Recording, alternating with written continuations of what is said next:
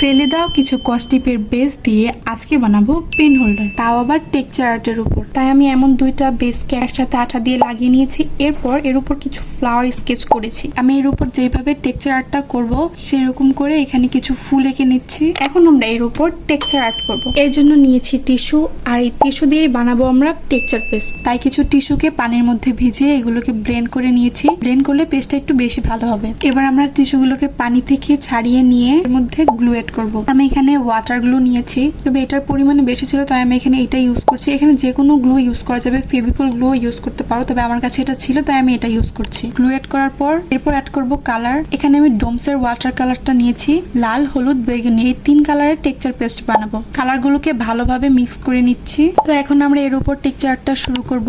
ফুলের মাঝখানে থাকবে হলুদ কালার, আর পাপড়িগুলোর মধ্যে থাকবে লাল কালার, আর এর বাকি ফাঁকা অংশগুলোর মধ্যে থাকবে বেগুনি কালার। এবার আমরা স্টেপ বাই স্টেপ টেক্সচারগুলো অ্যাড করতে থাকবো। এই কাজটা আমার আরো 2 থেকে 3 মাস আগের করা। এরপর যে আরো কত ভিডিও রেকর্ড করেছি, এডিট করেছি, আপলোড করেছি, তবে এইটা আর করাই হয়নি। অবশেষে আজকে এটা তোমাদের সাথে শেয়ার করলাম। ফুলগুলোর মধ্যে টেক্সচার আর্ট করা শেষ। এবার আমরা খালি অংশগুলোর মধ্যে টেক্সচার আর্টটা করব। আর এটা পুরোটা বানানোর পর শুকাতে আমার 2 দিন সময় লেগে, আর শুকানোর পর এটা দেখতে কিছুটা হালকা কালার হয়ে গেছে।